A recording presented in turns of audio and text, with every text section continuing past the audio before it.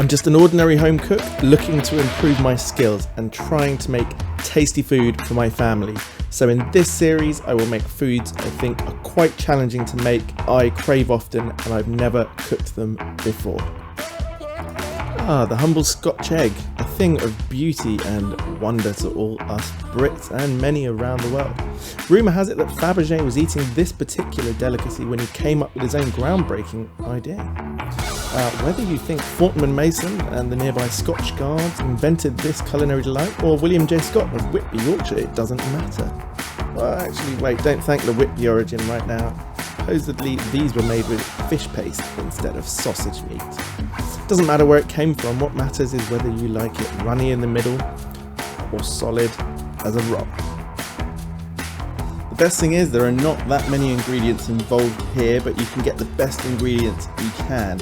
You've got to get yourself some Burford Browns, and why is that? Well, they've got the fanciest packaging and the highest price tag, so they must be the best. And then I've gone for panko crumbs.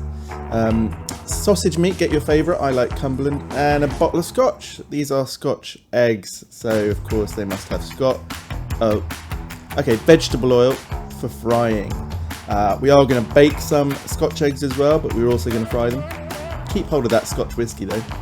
And we're lucky, we've got feathers on ours, and this is just how we test the freshness of the egg. If you're doing something concealed like a Scotch egg, you might want to make sure they're fresh before you start. If they sink, they're good. If they sink and they're horizontal, even better. So I'm just testing all the eggs here. We're going to boil some for 5.5 minutes and some for 7.5, and I want to see which turns out best. How do you get a runny centre? And what you want to do is, as soon as the boiled egg is done, you want to put it in freezing cold water so it stops the cooking as quickly as possible. And I'm just laying it all out here so we can do our little test, and I'm peeling eggs, and I hate peeling eggs. There's nothing worse than peeling eggs, really, is there? But here we go, the two 5.5 minute ones were on the left and the 7.5 minute on the right. And then we're just going to whisk some eggs up because we need to pané the Scotch eggs. That is, once they've got the sausage mix around them, we will dip it in the egg and then the breadcrumbs. But here we go, right? This is going to be a complete shambles. It's the first time I'll ever have made Scotch eggs, and this is quite stressful, doing it for the first time on camera. So I'm getting the sausage mix and I want to flatten it out. But at this point, while I'm doing it, I didn't really know how thick I want it to be, how difficult it is going to be to mould it around the egg, whether I'm going to break that egg. That was the 5.5 minute cooked one that I started with, so it was quite soft to touch. And I made a mistake here with the cling film. It got stuck to it, it was all a bit of a pain. But ultimately, even on this bad first attempt, I ended up with a Scotch egg. So you want to make sure that you cover any possible openings and creases and folds in the sausage meat, and it's really easy to sort of smooth it over with your hand, pinch bits together. You don't want to see the lines once you've finished with that egg because it will probably split open when being cooked. So just keep working on it. And here on this second one, I got a little bit better at it, and I think flattening it out a bit more, it was a bit thinner and it was a bit bigger.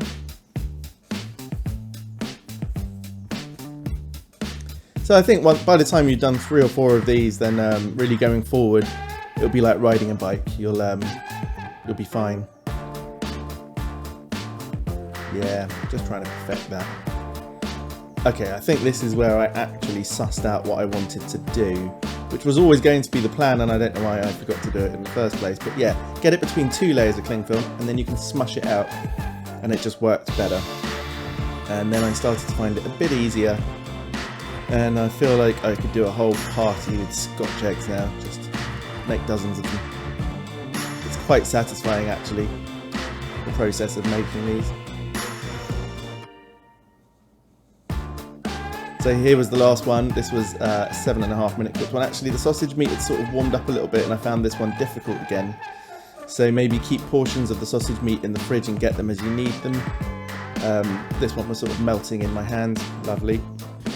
But you know, that was all rather stressful in the end, and actually that is where the Scotch in Scotch Egg comes in. Just grab your favourite bottle of Scotch, give yourself a slug, down it, good to go. Well, you're on the home stretch now, so I'm just about to coat these Scotch eggs in breadcrumbs, so you just need to dip them in some whisked egg, and then I've used panko crumbs, which are the Japanese crumbs. They're really dry and they are really, really crispy, which I think especially for the baked ones is going to work out in our favour.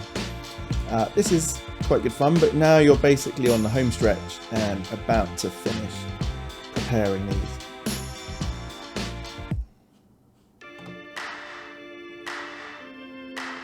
So these two are going in the oven. The one on the left will be the 5.5 minute, that's that one. And the one on the right is the 7.5 minute boiled egg. They took about 40 minutes, 200 degrees, conventional 180 fan. They could have done with another 5 minutes or so. Now I've got this vegetable oil. Any vegetable oil will do. This is rapeseed. And you want this to be about 160 Celsius. Unfortunately, I got it a little bit too hot to start with. It'd gone way up to near 300, so I then had to turn it off and leave it for ages. So just keep an eye on it as you're heating it up. This is actually still too hot here. I think it was about 195 when I started, but it quickly cooled down once you got the Scotch eggs in there. Now these are going to take between 9 and 11 minutes. I think I did 9.5 minutes and it worked out just fine. I don't think another minute or so would have made any negative sort of impact. They weren't going to burn at this point because it had cooled to just below that 160 and it was absolutely fine. And just in case you are wondering, I put a toothpick in the one that was the 5.5 minute one, just so I didn't get confused. That was really the main point of this whole test, was how long do I need to boil the eggs for first, because I want to make sure that if you're serving them hot and you're doing it for like a dinner party or whatever, that you get that slightly runny yolk on the inside. For me personally, that's the best outcome. If you really, really want it hard on the inside and that slightly drier texture, which is fine, then you need to go, I guess, for a more like an 8.5 minute boiled egg at least. As we'll see later, with the 7.5 minute one, you can see whether that's runny or not.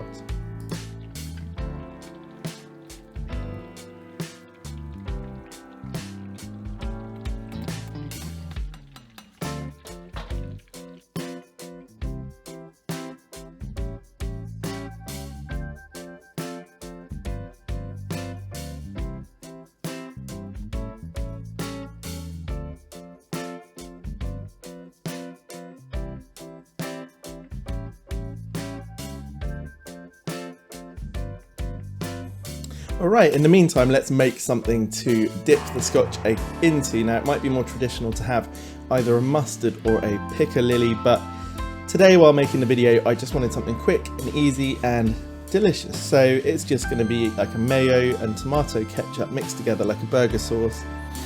And then I'm adding sriracha, and I'm adding about half as much as the ketchup. Just give it that bit of heat, a bit of garlic. Should be delicious. Maybe we'll make piccalilli in another video, but I didn't have time today. But yeah, I think this goes well. Alright, this is the moment. This is do or die. I could cut these open and they just absolutely fall apart. So, you know, this was the crucial moment. But here we go. This is the 5.5 minute boiled egg that's been deep fried. And ta-da! Oh, it looked alright. I was quite happy with that. I mean, it was pretty soft. You might not see it from here, but the white itself wasn't even fully cooked. So the 7.5 minute there on the right does look even better. You don't want the egg yolk to be completely dripping out like it is on the one on the left. So I think it proves it. 5.5 minutes is too short. Not that it wasn't delicious to eat. The sausage meat is cooked. The panko crumbs are crunchy and crispy. It's just that the egg white, which I've left off a little bit, is a little bit soft.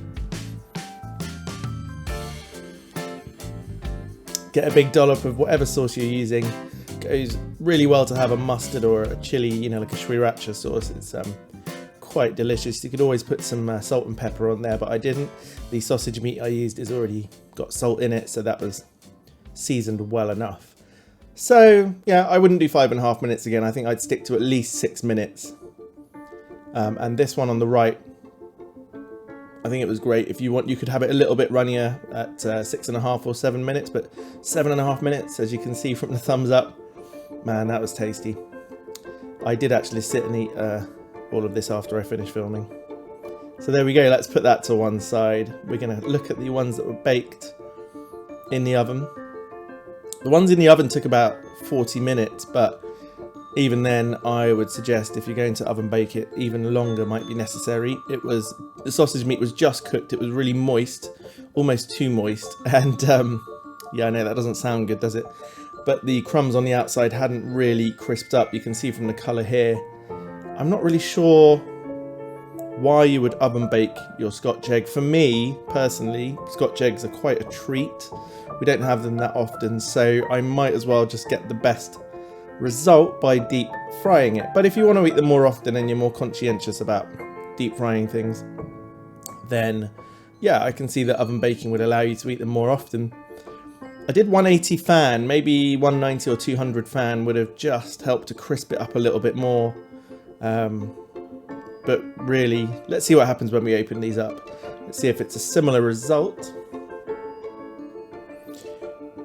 All right, here we go. Let's slice this one open, and a little bit too soft in there.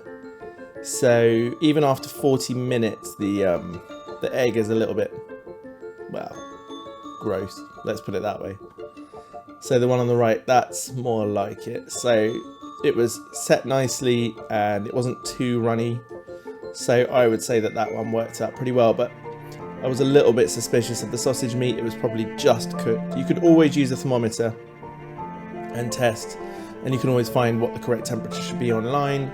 I think with pork it's normally over 65 degrees C, so you could always check that out. But look, overall, I'm going to finish this up here. I went ahead and ate the ones that were deep fried. I did not enjoy the baked ones at all. That's maybe my personal preference, but you didn't get that distinct difference between a crunchy outside and then the salty, delicious, you know, well-cooked sausage meat that then allows you to enjoy the softer egg on the inside as a contrast.